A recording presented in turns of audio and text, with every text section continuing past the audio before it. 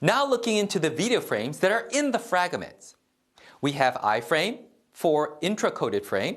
We have pframe for predicted frame. Then we have bframe for by-predictive frame. An iframe is an independently encoded picture. So if you get an iframe and you try to present it on the monitor, it works well because it has all information for the image fully contained. Then, in order to increase the compression rate, we use p-frames and b-frames. A p-frame depends on one previously decoded I or p frame. And this is to increase the compression rate, such that these p-frames are smaller compared to iframes. Because compared to the former iframe, only the parts that are different, that have changed in this new frame, following frame, will be encoded inside. And that increases the compression rate significantly. Then we have B-frames, which depend on multiple previous decoded pictures. What does this mean? Why would you need to rely on multiple decoded pictures? Think of it this way. If you had two images, and the overall background depended on one image, and a certain object that newly shows up depends on another image, then what if you just took those two to combine to create another image? Then you would be using multiple former images to construct your new image. And if it works that way, with a little bit of image information, you can create the new image at a very low data rate. So therefore, the compression becomes very powerful and the resulting file becomes very small, which is exactly what we want. That is one example, a relative example compared to what the B frame is actually doing. P and B frames have higher compression rates, which make the video streaming file very small, and that is wonderful.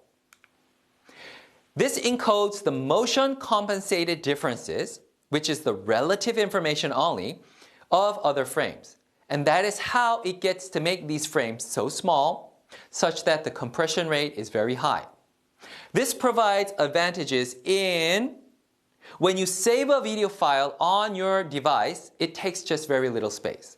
In addition, when you request for it to be sent to you, just a little bit of data flow will enable a large amount of video playback to become possible. So it is a win-win as in terms of networking and also storing. The video frames are based on video fragments, and these are made up of one or multiple GOPs, G-O-P-S. This stands for groups of pictures. And there is, each group of picture begins with an I frame, and then it is followed by P or B frames. This results in a much smaller video file size compared to using all iframes, because the iframe is large because it contains full information of an overall image. Very high data compression rate is achieved due to the P and B frames used in a GOP. There are two types of GOP. One is a closed type in which the P and B decoding depends only on frames within that GOP. However, an open GOP is when a P or B frames will depend on frames that are beyond the GOP range of where they are contained within. So, when you're using an open GOP, you need to have some other GOPs opened up and kept in the memory, because an open GOP will have some P and B frames that will need to take information from those earlier GOPs that were already opened and played on the video. However, when you have closed GOP, then the overall buffer size you need to dedicate in terms of memory allocation for the video streaming playing can be just smaller because everything is self-contained. You open up a GOP and all of the relations are within that GOP. So, based upon closed and open, there are ways that you can achieve different levels of buffers, and also how do you play the video back will be dependent on which type of GOP you're using. HTTP progressive download. One of the most widely used pull-based media streaming methods, and that is because it has ubiquitous connectivity. Almost all mobile devices, PCs, laptops, tablets, and pads all use this technology. So, this is why it's so popular and why you need to learn about it. So here we go. It is used in almost all applications and web services over the internet. YouTube uses HTTP over TCP, and various other video streaming technologies use it as well.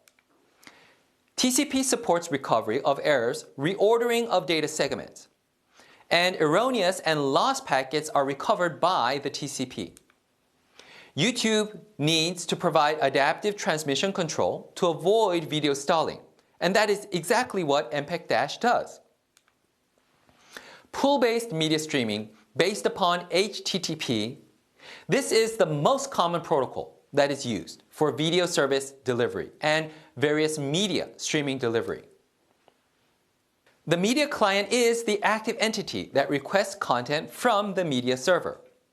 And the server response depends on the request from the client. So you can see that there is a direct pull mechanism, and unless it is requested, the server will not send it to your smartphone. In addition, the client decides the bitrate to receive the media packets. The bitrate deciding factors are based upon the buffer status of the client and available network data transfer rate and delay.